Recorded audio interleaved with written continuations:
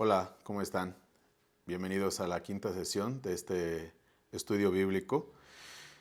Y nosotros en la anterior sesión explicábamos del corazón de Dios para dirigir a los seres humanos hacia la salvación. Y es necesario el arrepentimiento.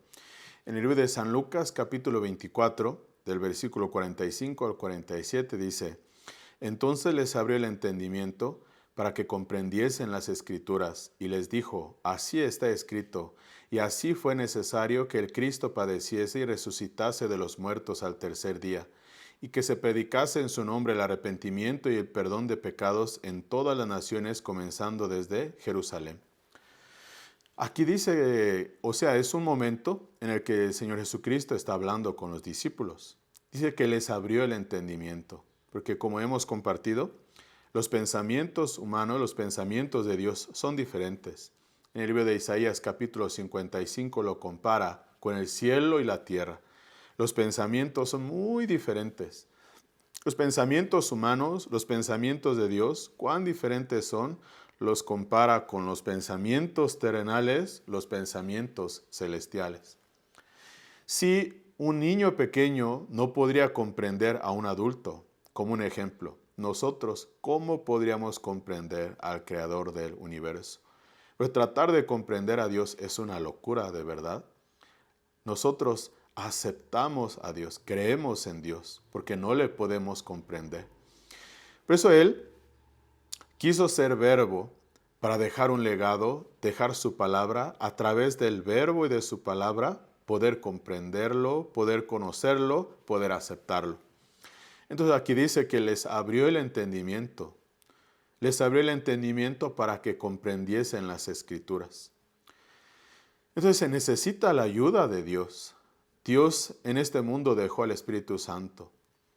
En el libro de San Juan está escrito: Dios, ¿por qué ha dejado al Espíritu Santo? Para convencer al mundo de pecado, de justicia y de juicio, dice.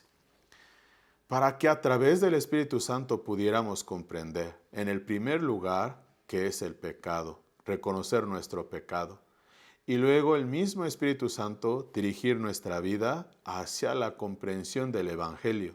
Por eso aquí dice que para que comprendiesen las Escrituras y que estaba escrito que era necesario que el Cristo padeciese. ¿Por qué era necesario? Y también que resucitase de los muertos, para que a través de la obra de Jesús el perdón de pecados fuera consumado y fuera logrado. Entonces, dice que se predicase en su nombre el arrepentimiento y el perdón de pecados en todas las naciones. La voluntad de Dios, que el Evangelio, la obra redentora de Jesús en la cruz, sea anunciada en todo el mundo. Esa es la voluntad de Dios, que llegue a toda criatura, a todos los seres humanos, todas lenguas, todas naciones que tengan oportunidad de escuchar el Evangelio. Esa es la voluntad de Dios. Entonces, Él dijo que se predicase en su nombre el arrepentimiento y perdón de pecados. Muchas personas tienen la duda. Dios, ¿por qué ha dejado los mandamientos? ¿Por qué ha mandado los mandamientos? Muchas personas, por no conocer bien la Biblia y a Dios, creen equivocadamente que Dios ha dejado los mandamientos para portarse bien, para hacer lo bueno. Pero nosotros vemos muy fácilmente en nosotros mismos cumplir los mandamientos. Eso no ha sido la naturaleza, el origen de los mandamientos.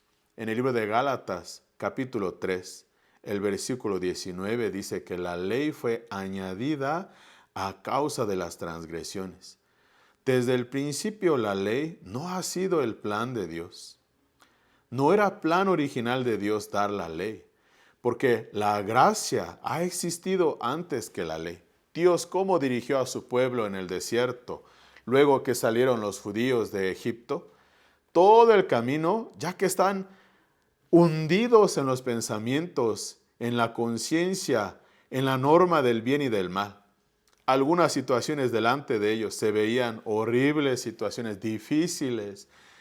Detrás de ellos Los soldados egipcios vienen delante de ellos, el mar interminable, la muerte se aproxima, la destrucción se aproxima. Sus pensamientos hasta ahí estaban limitados. Dios quien los sacó, Dios quiere dirigirlos, abrir un camino, una brecha para ellos. Entonces, en ese camino que Dios les está dirigiendo, para que ellos puedan encontrar y conocer a Dios, Dios les ha permitido andar en el desierto. Luego que Dios les hizo cruzar el mar, Dios les hizo andar en el desierto durante 40 años. El 4 en la Biblia siempre está ligado al sufrimiento. 40 días de ayuno menciona también del Señor Jesucristo. Sufrimiento. 400 años de esclavitud y 40 años en el desierto. Siempre el 4 está ligado al sufrimiento. Entonces ellos, padeciendo en el desierto, Dios quería que ellos volvieran a la palabra de Dios. Por eso ahí sale en el libro de Deuteronomio, capítulo 8, para que ellos comprendieran y conocieran que el hombre no solamente vive del pan, sino de toda la palabra que sale de la boca de Dios, para que se arrepintieran, dejar de creer en sí mismos, dejar de creer en las situaciones posibles o imposibles, que aprendieran a confiar y depender en la palabra de Dios. Entonces, el arrepentimiento nos dirige hacia la fe. Dejar de confiar en nuestros pensamientos, creer en la palabra de Dios. Entonces, el propósito de los mandamientos, ¿cuál ha sido? No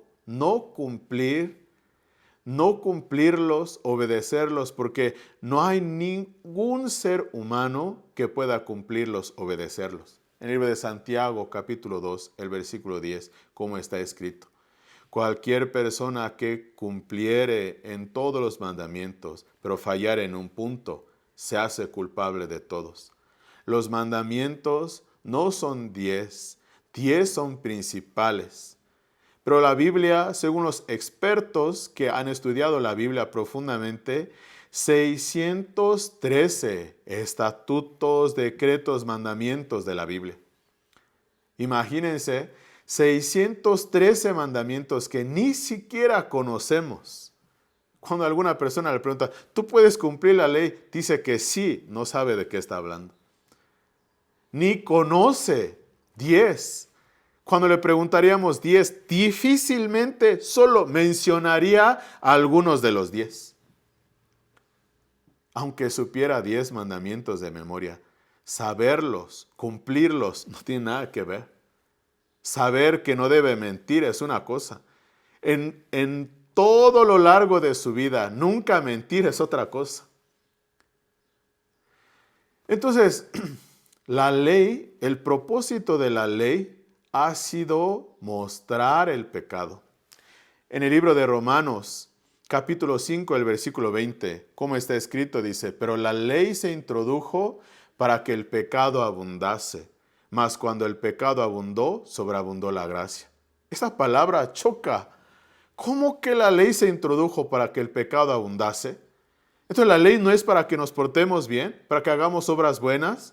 Ya hemos estudiado en anteriores sesiones, Dios desde el principio no nos ha dado una condición de que nosotros pudiéramos obedecer, pudiéramos ser fieles, pudiéramos ser nobles, pudiéramos ser buenas personas. No nos ha dado esta condición desde el principio, sino a través de Dios, a través de su palabra.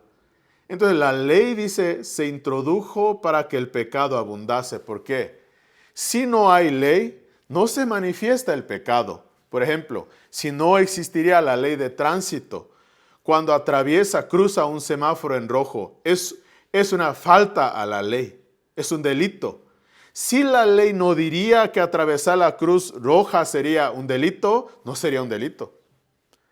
Entonces, sin este conocimiento de la ley, todo mundo cruzaría el semáforo en rojo. Pero ya que hay una norma establecida en la sociedad, si cruza el semáforo en rojo es un delito.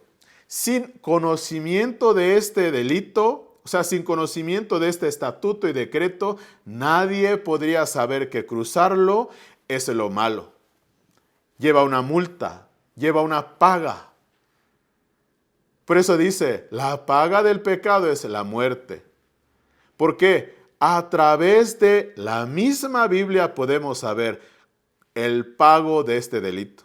Entonces, la ley se introdujo para que el pecado abundase, para que el pecado llegue a ser pecado, para que el pecado sea mostrado. Igual que un espejo. A través de un espejo vemos lo que yo no puedo ver. Ay, mi corbata creo que no está bien derecha. Ay, creo que después de comer por aquí quedó manchado. Sí, un espejo nos permite ver el reflejo, lo que con nuestros ojos no podemos ver. Todo lo que Dios dejó establecido en los mandamientos para poder ver. ¿Cómo puedes saber que mentir es pecado si no hay un mandamiento que diga que no mienta? ¿Cómo puedes saber que el adulterio es un delito si no habría un mandamiento que diga no adulterarás? Este mandamiento muestra el pecado. Un día en clase, el maestro de la clase dijo a todos sus alumnos, queridos alumnos, el día de hoy he traído un libro muy especial, pero hasta más tarde les voy a explicar. Por ahora lo voy a dejar aquí en mi escritorio, debo salir un momento. Aquí hay muchos libros. Ustedes, alguno de estos pueden estudiar, pero este no lo debe tomar. En el corazón de los alumnos, ¿qué libro quieren tomar? Y ustedes que están viendo, escuchando, automáticamente sale una sonrisa. El que ha dicho que no. Esa es la naturaleza. No, por eso dice la Biblia, la ley produce ira. No, cuando por la ley impone, no, sale rebeldía, naturalmente. ¿Por qué? La ley dice, la ley se introdujo para que el pecado abundase. El propósito de la ley nunca ha sido para que obedezca y cumpla. En el libro de Romanos capítulo 3, versículo 19 y 20. Pero sabemos que todo lo que la ley dice, lo dice a los que están bajo la ley, para que toda boca se cierre y todo el mundo quede bajo el juicio de Dios, ya que por las obras de la ley ningún ser humano será justificado delante de él, porque por medio de la ley es el conocimiento del pecado. Aquí nos explica la ley para conocimiento del pecado. No dice para que la cumpla y obedezca, porque ya vimos que en el libro de Santiago dice, si falla en uno, se hace culpable de todos. Lo que ni conoce, ¿cómo puede cumplir? 613 mandamientos que ni conoce, ¿cómo puede cumplir y obedecer? Imposible. La ley ha sido establecida por Dios para el conocimiento del pecado, dice. La ley lo dice a los que están bajo la ley, o sea, los legalistas. Religiosos, por su esfuerzo y sus obras quiere presentarse ante Dios para ellos. ¿Y para qué dice? Para que toda boca se cierre y todo el mundo quede bajo el juicio de Dios. Para que nadie se jacte, que nadie se gloríe. Dios, yo me he portado muy bien, yo he obedecido, yo he sido fiel. Para que nadie quiera llegar delante de Dios por su obra y su esfuerzo inútil para poder salvarse. Porque la salvación ha sido el plan maravilloso de Dios. Enviar al Salvador, enviar al Señor Jesucristo a este mundo. Que Él muriera por nuestros pecados. Que Él sea nuestra salvación. La ley llegó a ser la ley de la muerte, de la distracción. ¿Por qué? Las personas, en lugar de enfocarse en la salvación de Dios, se enfoca en una ley que no ha tenido el propósito de salvarlo, sino de enseñarle su pecado y su maldad. Le desvía, le distrae, le confunde. Pero la Biblia nos muestra, para que toda boca se cierre, aparece la ley. Que nadie diga, yo sí fui fiel, yo sí cumplí, yo sí obedecí. Aunque quiera decir ante Dios, yo he sido fiel, yo he cumplido, cuando aparezca la ley.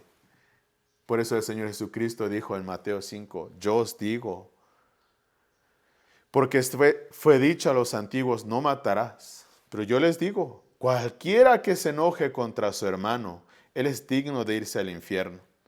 Cualquiera que le diga fato a su hermano, alguna lisura, algún insulto, grosería, que diga a su hermano, él es digno de irse al infierno. Yo os digo, dijo el Señor Jesús, porque la ley no la conoce. No matarás, no solo porque con un arma, un cuchillo no mataste a otra persona, no le has matado. Cuando te enojaste, cuando le insultaste, cuando le ofendiste, igual que le hubieras matado, dice Dios. Cualquiera que mira a una mujer para codiciarla, ya adulteró con ella en su corazón. El deseo del corazón es el adulterio. El corazón está inclinado. Por eso, la ley, si revisamos con lupa la ley, versículo tras versículo, nos daremos cuenta. Ni siquiera un solo mandamiento somos capaces de cumplir. Entonces, para desesperarse, Señor, entonces, ¿cómo? ¿De qué manera? La ley para que toda boca se cierre. Tú no digas que has sido bueno. Tú no digas que tú te has portado bien. Tal vez según tu propia conciencia es así, pero ante la ley de Dios. Parado de pie ante la ley de Dios, espejo que muestra. ¿Tú nunca adulteraste en tu corazón? ¿Tú nunca mentiste en tu corazón? ¿Nunca dijiste mentira en tu corazón? Nunca, uno por uno, cuando si Dios revisaría.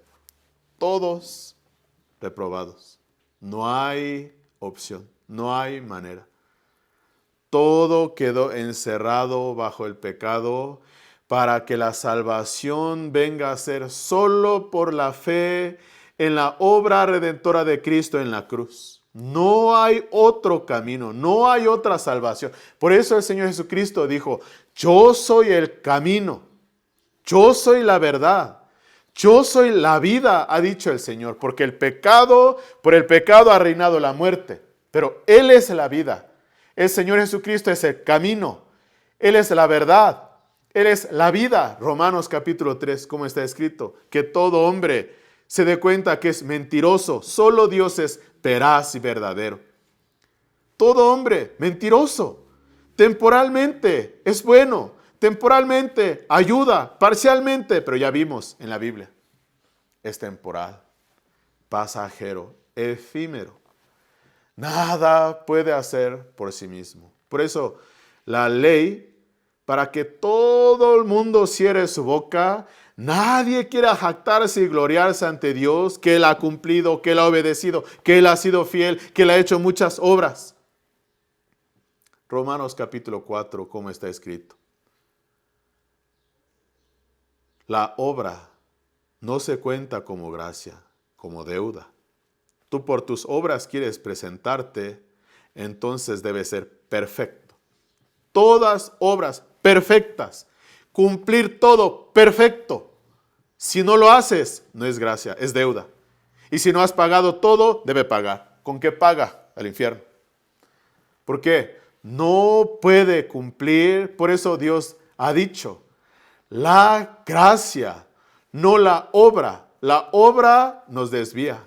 La obra nos destruye. La obra nos hace egocéntricos, juiciosos, críticos, pero con su propia norma del bien y del mal. No desde el lado de Dios. Y Dios desde su lado ve. Por las obras quieres llegar. Por tus esfuerzos quieres llegar. No puedes. Aparece la ley. Todo el mundo queda bajo el juicio de Dios, dice. Ya que por las obras de la ley, ningún ser humano será justificado delante de Él. Porque por medio de la ley es el conocimiento del pecado. Por medio de la ley, nadie será justificado, porque la justificación de Dios a la humanidad solo viene por la fe en la obra de Jesús en la cruz, en la salvación, en el evangelio. La ley mata. El Espíritu, la palabra de Dios, vivifica, dice. Su palabra, que es espíritu, en el cuerpo, o sea, en el corazón de la persona muerta en pecado, cuando cae la semilla del evangelio, cuando cree en la salvación, en el perdón de pecados, logrado por el Señor Jesucristo en la cruz. Es el acercamiento verdadero a Dios. La ley, dice, ha llegado a ser el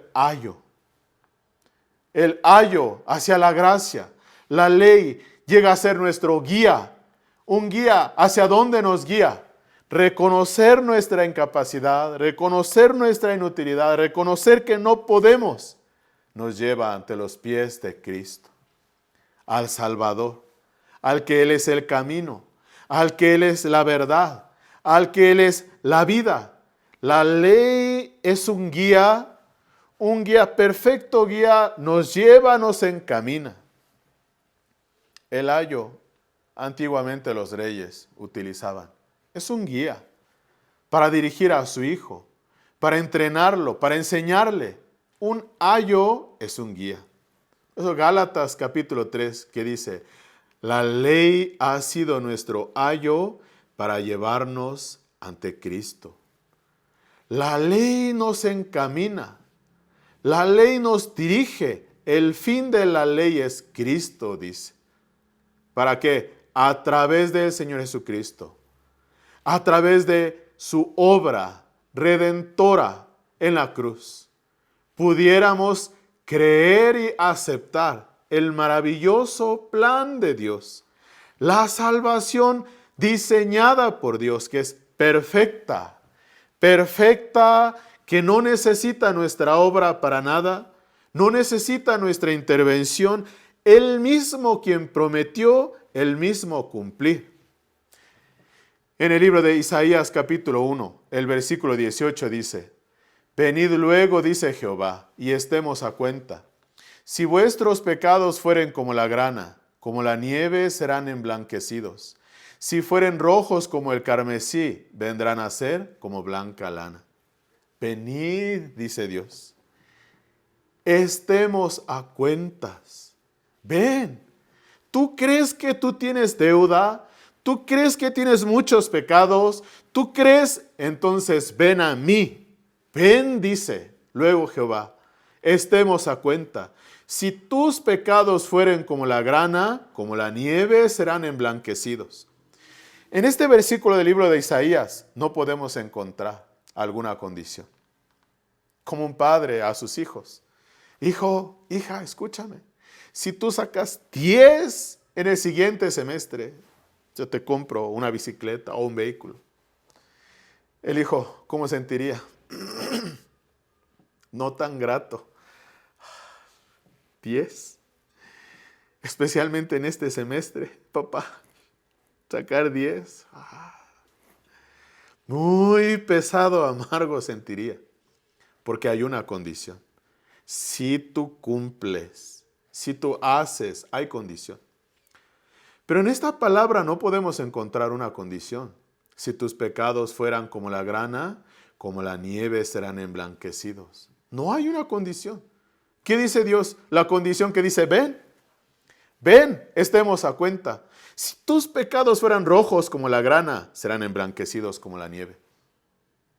Entonces alguna persona se acerca con preocupación. Ay, Señor, pero ¿qué debo hacer? ¿Cómo debo hacer? Pero Dios nunca le ha dicho, ven, comportándote excelentemente. Ven, cuando todo te salga bien. Ven, no dice. Ven, tus pecados son como la grana. Tú has cometido muchos errores, muchas faltas. Ven, tus pecados serán blancos como la nieve. ¿Por qué el Señor Jesucristo, a través de Isaías, del profeta Isaías, nos muestra esta imagen? Si fuere rojo como el carmesí. Primero dice, como la grana rojo. La granada, este fruto, cuando cae en la ropa no se quita. El carmesí rojo, un rojo vivo. Dios describe muy bien, si nuestros pecados fueran rojos, cometiste demasiados errores, yo lo haré blancos como la nieve. Blancos, si ustedes tienen experiencia de ver la nieve, hasta que deslumbra nuestros ojos. Después de que cae la nieve, por los LFs, los congresos de líderes cristianos, Algunas veces hemos viajado a Estados Unidos, en Nueva York especialmente, en el tiempo del invierno. Blanco, blanco, blanco todo alrededor. Entonces pude entender, a este blanco Dios se refería. Si tu pecado fuera rojo como el carmesí, vendrá a ser blanco como la nieve. Es una invitación de Dios, gratuito. No nos pide nada. Después de reconocer nuestra condición, venid, dice Dios, ven. ¿Ya reconociste que estás rojo como el carmesí, rojo como la grana? Ven, serás blanco como la nieve, dice. Es una promesa del Señor. En medio de esta promesa, el plan maravilloso de Dios de la salvación, la muerte de Jesús en la cruz para el perdón de nuestros pecados. Allí fuimos limpiados, blancos como la nieve. En la siguiente sesión explicaremos un poco más. Hasta aquí vamos a terminar. Muchas gracias.